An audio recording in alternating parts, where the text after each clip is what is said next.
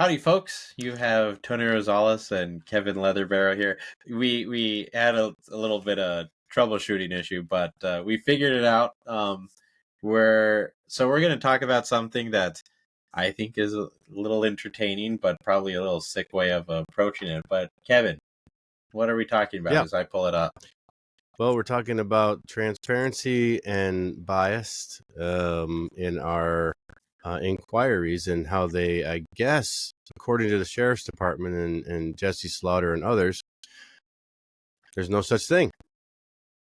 There's no such thing as such thing as bias. There's no such thing as bias. I mean, That's interesting. It is very interesting. I find it disturbing that they put this out like this. Mm-hmm. Well, and here, let's just read what this poses. So this is actually shared by our city commissioner, Rick Tran, but it was originally shared by Cascade County Sheriff's Office, Coroner's Office. So I'll just review the photo, and then we can take a look at some of the actual language that's paired with this. But let's just read this as is. So four different sections here. The first one being transparency you can trust. When a critical incident occurs, we don't investigate ourselves. Every case is handled by an independent agency to ensure fairness, accuracy, and accountability. Independent investigations, always. Even though state law doesn't require it, our office brings in the Montana Division of Criminal Investigation for every deputy-involved shooting or in-custody death, because trust matters. Multiple layers of oversight, from a DCI investigation to a coroner's inquest and citizens review. Every incident is examined from every angle to ensure transparency and accountability. No bias, no exceptions. Outside agencies, public hearings, and citizen overreach ensures every case is handled openly and fairly because the public deserves nothing less. So one of the things I just want to point off right off the bat, and this was mentioned to me after our Cascade event the other night, that if anyone says that they do not have bias, they are lying. Lying. Because we are human and everyone has bias. So this is very defensive language, and it kind of makes you wonder what they're being defensive about. Right. He wrote that by calling in the Montana Division of Criminal Investigation, his department removes any perception of bias.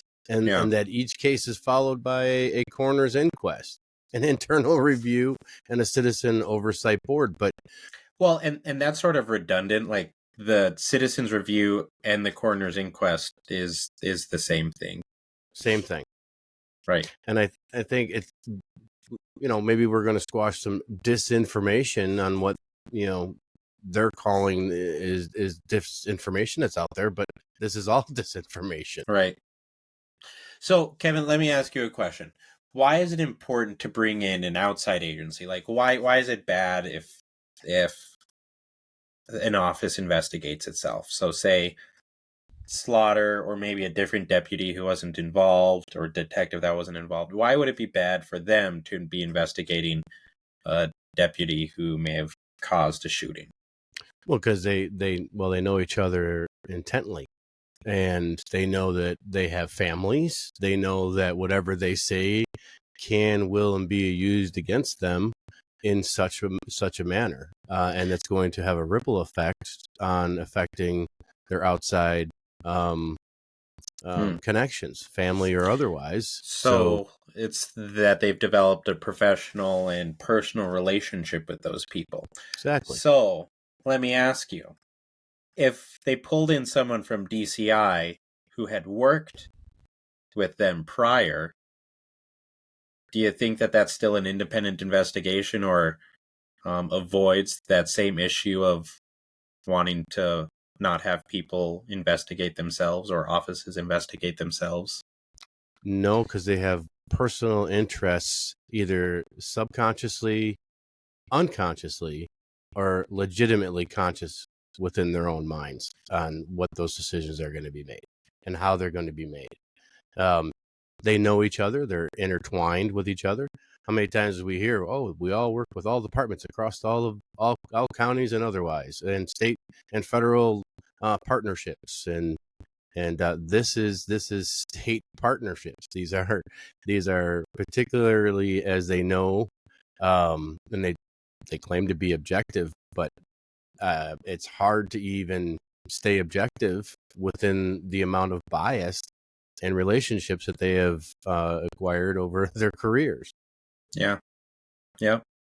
So we think that this post was done as a response to what we're doing with the Cascade effect in season 1, covering Mike Hansen's story, who died at the hands of Detective Jacob Try with the Cascade County Sheriff's Office. It seems like they are probably getting more pressure for a variety of different reasons, both from more community outcry because of the communications that we've been able to provide and the evidence that we've provided the community, as well as different cases that are now happening, including ours with the grand jury and a civil case that was recently filed. So I think they're feeling the pressure, and this is pretty indicative of that. Yeah, I think they're really feeling the pressure. And I mean, we had the incident then with Jesse Slaughter speaking at Pachyderm and going through those motions. And I think, you know, is it is it is it his job to answer the questions under that context of the Cascade effect and how things um, pertaining to that and our evidence and everything that the Cascade effect stands for was complete transparency. And I think it's undoubtedly if people can go watch Cascade Effect and they can all look at the documentations that we have placed there. And in the same respect, transparency, gosh, how often did we ask the sheriff's department and others to give us their side of the story? And they Mm-hmm. never that's not true. They did at first when we first started it. They gave us some information.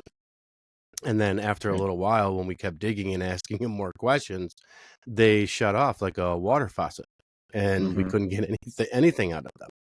And I think that's the key thing. Yes, we end up showing our analysis and interpretation of some of the primary sources, but at the end of the day, we're just trying to ask questions. The point of calling a grand jury is to be able to ask questions and get more information. They By they I mean sheriff's office and even some of these Republicans or conservatives in town, Rick Tryon being one of them. They're sort of painting our approach as us just making outlandish claims about what Yeah. happened, when in all Hmm. reality we're asking questions. Because if you look at that inquest, they did not have a good accounting of the bullets and who when shots were taken. And so we've provided an audio analysis, and we would like further questions answered because of that audio analysis. In the inquest, you had Sheriff Slaughter saying that a search warrant is not needed. It more bolsters your case. I think that Right. begs a lot of questions related to that. The whole prioritization of getting onto Mike's property that day when they had very limited resources and no backup for Try. There's a lot of questions that are begged for that. So simply, we're just asking questions, and that's the point of a grand jury, is to be able to start answering some of those questions. Yeah, and I don't think it's too much to ask. I really don't. And I think every citizen needs to realize that. And again, we say this. It doesn't come to light unless it affects you, unless it's Mm-hmm. something that has come. And it is a lot to read. It is a lot to dig into. However, I think the Cascade effect really laid out its findings to be debated and to be transparent enough to have a conversation about the actions of Detective Try on that day and the whole department, actually, as it kind of went through, right? So um, it's hard to say that anything about the Mike Hansen case was transparent. If it was transparent, then they should post all of the inquiry for everybody to see. It should probably be public if they're going to handle it in like in that manner, and release all the recordings for Yeah. everybody to be able to view. Well, and I think one issue that we've noticed here, because it seems like there's a good number of inquests that happen because there's way too many officer involved, or incidents that happen either out in the public or in our jail. And so they do have a good number of inquests because of that. But I haven't seen those publicized anywhere. I think this one was unique because it was in the public's eye. And so there was media reporting who asked when this inquest would actually take place. And so they provided that information. But there's nowhere on the sheriff's office page that tells you when inquests are happening. Now, I haven't checked for some time, so that might not be true anymore. But at least a year ago, when we were originally looking into this case and some other cases, they don't post those inquests or those times or when they're scheduled for the public to know about. So how are we supposed to attend them or even understand what's happening in those inquests when they're not being transparent about them in the first place? Yeah, when more people would go, I think. Yep. I think so too. What have they said? I see you got to pull them up there. Yeah, so, I mean, it's interesting some of the comments here. And again, this is on Rick's post when he shared this, because he said, "Thanks, Cascade County Sheriff's Coroner's Office and Jesse Slaughter." So just looking at some comments, which this is where I think it got a little entertaining, at least for me. So you have Michael Portney, who I think is from Great Falls, but I think he moved out, especially because of some of the corruption you see. So he always he has a pretty interesting question. So if anybody had reports of criminal corruption in Great Falls Department, are you saying that DCI would be the proper place to report it? Which I'm not quite sure if they would be the proper place, because we're always, and even Bart has talked about this, when you put in complaints, a lot of times those complaints are just the system investigating the system. Right. There's you pointing out our live event. So, right. and then asking Rick to come on by. So again, we're being pretty open. There's transparency. We've never shut them down and say, no, we don't want to talk to you. We actually tell them multiple times, hey, come on down or let's talk. Yep. And apparently they don't want to do that. They just want to hide behind social media and not be able to engage in public discourse. Yeah. There's this guy that ended up getting a good amount of reactions, Jimmy Krause. From what I've been told about the incident involving a bag of cat food and a lack of a warrant at the time, your deputy entered the property he shouldn't have. A warrant on the way isn't how it works. Regardless, a man is dead and an officer wounded over a bag of cat food. That's just stupid. So then you have, I mean, I like your little response here. Thank you. Thank you. Good. So Rick replied to this, which got me a little fired up. Jimmy, it's best not to believe what you hear third or fourth hand on this matter. There's a narrative out there that has a political motivation behind it, and it's not necessarily factual. I mean, at least he says necessarily factual. He leaves room that it could be factual. Exactly. Please wait until all the facts are completely vetted and made public before settling on a version of what happened. What's wrong with that tone? Well, so there's several things. First, let's go with this last line. Please wait until all of the facts are completely vetted and made public before settling on a version of what happened. I have an email from Josh Rackey, the county prosecutor, that says this matter is closed because they have had an inquest. He will not be doing any more research into this case. And this is in regard to the Michael Hansen case. So at least, and so this was probably like summer, June or July of 2024. Yeah. So at least from their perspective, they already had all the facts. They already had a version of what happened. So if they are re-looking into it, that indicates that they weren't quite clear about all the facts and they want to clarify them more. So, I mean, at the end of the day, that's sort of a win on our side. We're encouraging them to truly look and investigate this more properly if they are vetting and making certain information public about what actually happened. Right. And sorry, but, like you said, all of the facts are out. So we had to work our tails off to go get all of that information for ourselves. And as we built with the Cascade effect, the amount of money and work to get to is not transparent as far as I'm concerned. The way Mm-hmm. we had to jump through hoops to get that information to the Cascade effect to be able to investigate it was a nightmare. Yep.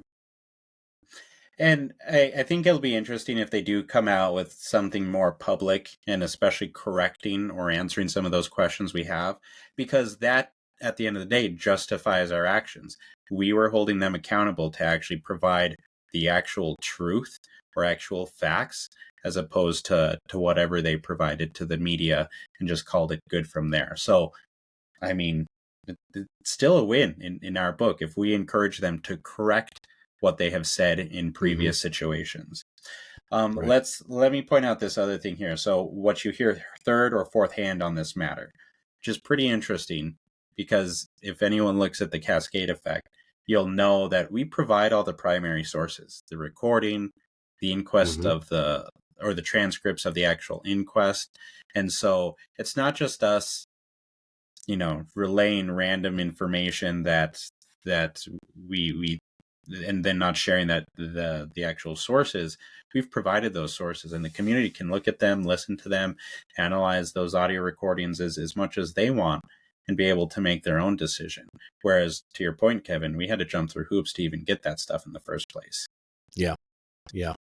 And I if we want to say otherwise, the media literally lied all the time. They can go watch the last episode, and Jake covers it, in a good manner, and shows directly they had the wrong dates. They have the wrong, even when they're revisiting, they had all kinds of things that the media did not follow up on and do an investigative report. And they just took for granted that they're going to take what the sheriff's department gave them, or what DCI gave them, or what any other entity that was involved in this gave to them. They did no other investigations, and the news got it wrong Mm-hmm. every time. And that's what the people got fired Yeah. up about. Yeah. Well, and I think the biggest thing that always stands out to me is that both in media reporting, especially Slaughter in his first press release on this, and in the inquest, they kept relaying this lie that Mike Hansen started shooting at Try while Try was clearing his magazine. When you look at the audio analysis, and we've shown this, Try shot first. He cleared his magazine, or re-racked his magazine after Yep. taking the clip out, and then shot the second shot before Mike ever got his first shot off, which that is a clear lie from both the media and from Jesse Slaughter and from Try during the inquest as well. And that begs the question, did they even look at the audio analysis, or did they just listen and, call it good as part of an investigation, as opposed to asking larger questions? Which they never showed to the jury there. They didn't even bring it Yep. to them for evidence to show anything. You have a recording. Why not have that analysis? And they took 3 months to get that that ready to go to have that inquiry. So you had plenty of time. They had plenty of time to look it over. I mean, it took our Jake all of 24 Yep. hours to take a look at it real quick and then put it in. Mm-hmm. And they didn't offer that evidence. All evidence must be Nope. placed for a proper decision and transparency. So I don't know. And that was our first thought too. Like, as soon as we had that recording, we thought, let's try and analyze the audio. Yeah. Why didn't anyone else analyze the audio like that? That was our first. That was our first that thought. seems pretty obvious in terms of something to do. So I don't know. And a good forensic investigation. Yeah, right. It's just I think it's a good demonstration of the good old boys club, which Rick was, before he got elected. He was someone who advocated against the good old boys club, but it sounds like he's now part of it. I mean, we even heard on reasonable authority that it sounds like him, Slaughter, One of our legislators, George Nikolakakis, and one of our county commissioners, Eric Heinbach, got in a meeting the other day which we're presuming was to talk about this. This is a pretty high profile thing. Mm-hmm. So seems like the Good Old Boys Club is still the Good Old out Boys to Club. get us. Because, I mean, our commission could reach out to those involved with the Cascade effect. They could reach out to you or I to have a sit down and go over what is presented. Then tell me what was wrong with 227. What was wrong? Why did we as citizens had to work with a legislator to get Senate Bill 444 passed to enhance the ability for search warrants? It's all part of public discourse. We should be able to have that conversation with them publicly. And just think, if we were wrong in all of this and we had that conversation publicly and they were, able to school us on the different matters, then this probably would have been to rest. Now we're at a position where we have blown this up more and more, and the community is now understanding what actually happened that day and getting mad at the sheriff's office for what they did. So they probably could have cleared this up easily doing that, as opposed to this getting themselves in this giant mess. I mean, we're still pretty convinced in terms of how we perceived that actual day and that event, and that it wasn't right on the sheriff's department or on Detective Try. And I'm really disappointed in the other transparency too, because there's now a civil lawsuit now for what's going on. And we can understand if they've been served or whichever that is. I get they can't speak about some aspects now, or they're going to go into even more hiding. But not that even was the recent. local news. Like, they could have done this a year ago. That they could have done it They could have done it a year ago.